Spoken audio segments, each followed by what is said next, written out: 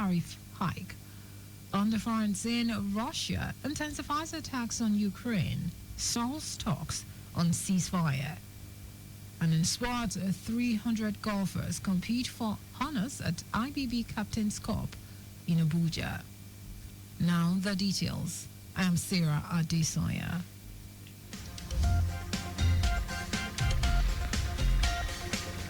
The Lagos State government has embarked on the upgrade of 27 primary healthcare centers, PHCs, across the state under the Impact project, with completion expected within the next 3 to 4 months. Commissioner for Health, Akin Abayomi, gave this assurance during the official handover ceremony for the upgrading of the selected PHCs held at Palm Avenue PHC in Mushin. Abayomi, who was represented by the Permanent Secretary of the Lagos State Primary Healthcare Board, Ibrahim Mustafa, emphasized that the state government, in collaboration with the World Bank and other relevant stakeholders, will oversee the project to ensure its timely and efficient execution. He appealed to community development associations and other stakeholders to support the contractors handling the upgrade, urging residents to take ownership of the initiative. Chairman of Mushin Local Government Area, Emmanuel Bamigboye, described the event as a historic milestone and the collective effort to provide quality and accessible healthcare services to Lagos residents.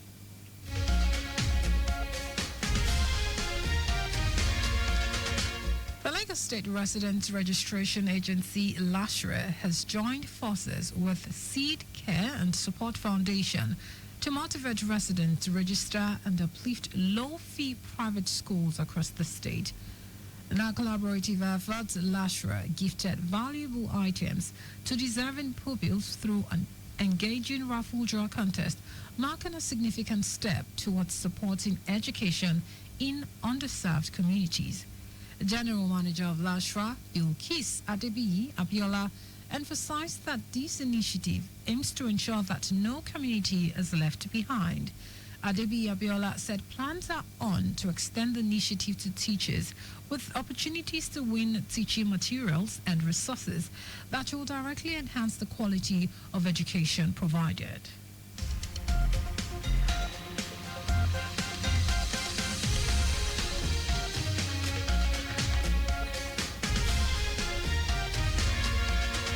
The Minister of Works, David Umahi, says efforts will be made to install CCTV cameras on all bridges to check dredging and other criminal activities on and around bridges nationwide.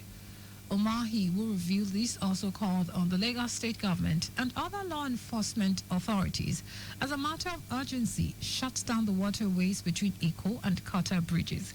He stated this after observing the wreckage of a capsized dredger that poses danger to boats and ships.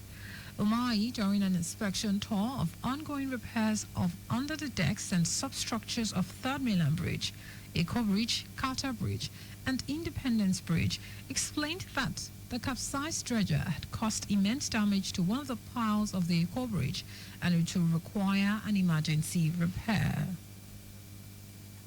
That particular section is only the rods. So some of the rods are removed. So it's like a whole leg of somebody is cut off. Luckily for us, because I was going to announce shutting down, but I've looked at it and it's something we can, even very delicate, but we can restore it. There will be no need of shutting down this thing. But it's an emergency situation because one pile is totally out.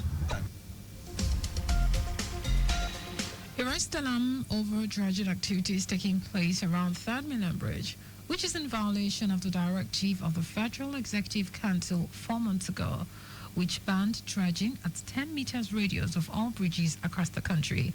Umahi also frowned at the trading and use of the Carter Bridge as parking space by commercial vehicles, warning that bridges are meant for mobility, not static vehicles, so as not to add unnecessary weight on the bridge.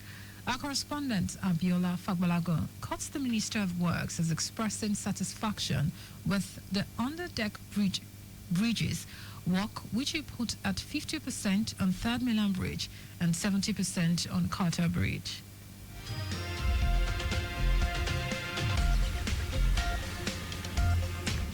400,000 liters of stolen crude oil have been recovered by the Nigerian Navy's Operation Delta Sanity 2 across Niger Delta in March.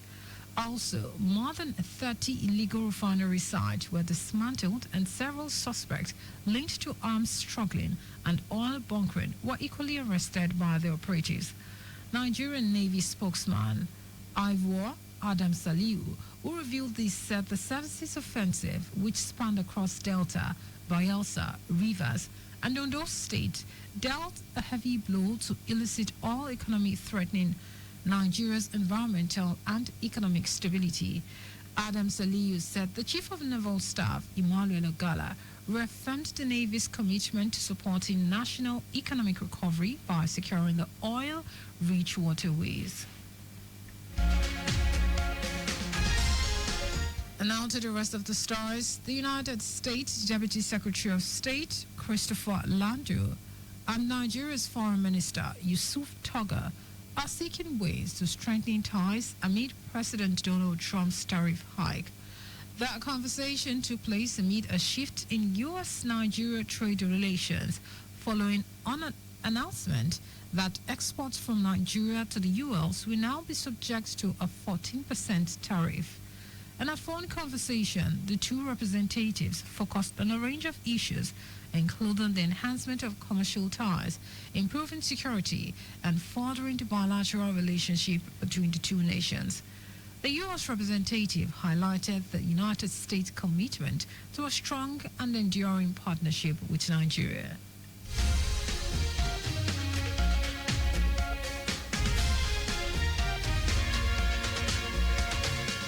Oba Abimbola Owade has been crowned the 46th Alafin of Oyo. He succeeds the 45th. Oba Abimbola Owade has been crowned the 46th Alafin of Oyo. He succeeds the 45th Alafin of Oyo, Oba Lamidi Adeyemi, who died on April 22, 2022 at the age of 83. Oba Owade completed the compulsory 21-day traditional rite known as Oru Ikwebi last Sunday, March 29. The new monarch was presented with the staff of office and instrument of office on Monday, January 13, at the governor's office in Ibadan.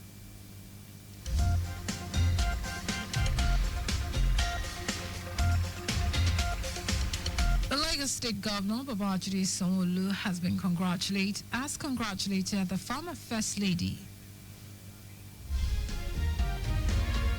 Lagos State Governor Babajide Sanwo-Olu has congratulated the former First Lady, Dame Abimbola Fashola, on her 60th birthday, describing her as an Amazon, a selfless giver, and experienced administrator.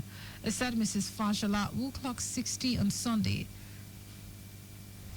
is a beacon of hope, positive energy, and development, which she deployed in great proportions towards her pet projects during her tenure as First Lady.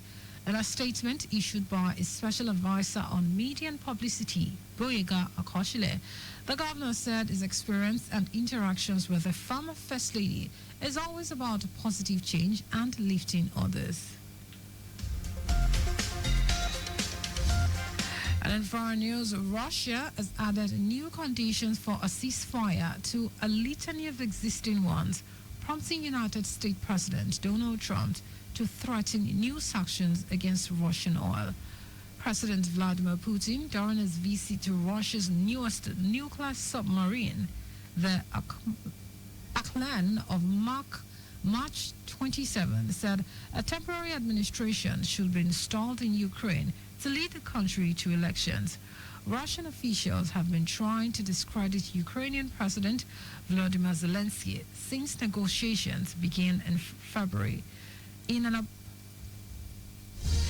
apparent effort to undermine Ukraine's position. Meanwhile, the Kremlin continued to accuse Ukraine of breaking ceasefire on energy infrastructure, which Moscow proposed on March 18, and Kyiv has not agreed to. Russian and Ukrainian technical teams have failed to nail down what will be protected under the deal. Thousands of people have taken to the street in South Korea to protest against the removal of former President Yoon Suk-yeol over his bungled martial law declaration. South Korea's constitutional court unanimously ruled to remove Yoon over December 3 attempt to subvert civilian rule, triggering elections to be held by June after months of political turmoil. A long wait for the court ruling had heightened tensions in the Asian nation, prompting far-right support for Yoon and weekly rival rallies in Captain Seoul. According to the constitution, a new presidential election must be held within 60 days, but until then, acting president Han Duck-soon will remain in Yoon's position.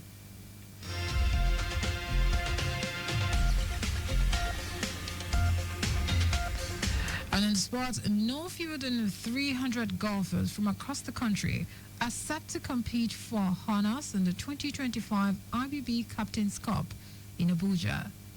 The 18-hole golf course of the prestigious IBB International Golf and Country Club Abuja will come alive once again from April 7 to 12. Speaking with the newsman, the captain of IBB Golf Club, Ibrahim Babayo, who is expected to bow out next month, said he was elated and satisfied with what he and the members of his executive committee have been able to achieve in the last 1 year. Babayo said he would love to be remembered for improvement the golf club witnessed since he took over in 2024.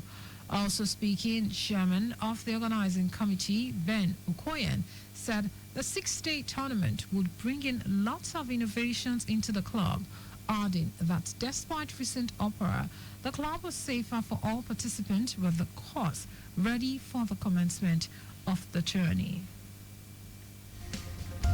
Just before we go, maintain adequate distance from the vehicle ahead of you to avoid collision. You can follow us and like all our various social media platforms: X at Traffic Radio 961, Facebook, Lagos Traffic Radio 96.1 FM, Instagram, Lagos Traffic Radio 961. Subscribe and watch our news and programs live on YouTube at Traffic Radio 961. You can also visit our website www.trafficradio961.ng. Did you know that the Sonlo administration supported 3,673 businesses with 1.156 billion naira and a plethora of interventions, including grants, mentorship, business advisory, and capacity building, as well as market access opportunities? You can get more details on the Lagos State Government website. To end the news, here are the highlights of the major stories. Lagos State Government is embarked on the upgrade of 27 primary healthcare centers, PHCs, across the state under the Impact Project, with completion expected within the next 3 to 4 months. The United States Deputy Secretary of State, Christopher Lando, and Nigeria's Foreign Minister, Yusuf Toga, are seeking ways of strengthening ties amid President Donald Trump's tariff hike.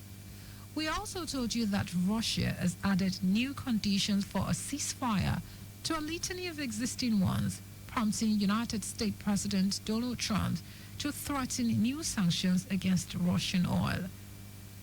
And in sports, no fewer than 300 golfers from across the country are set to compete for honors in 2025 IBB Captain's Cup in Abuja. For contact with the newsroom, send a message to info@trafficradio961.ng. That is the news broadcast compiled by Aderayo Idowu Olaya. I am Sarah Adesanya. Thank you for listening, and God bless you.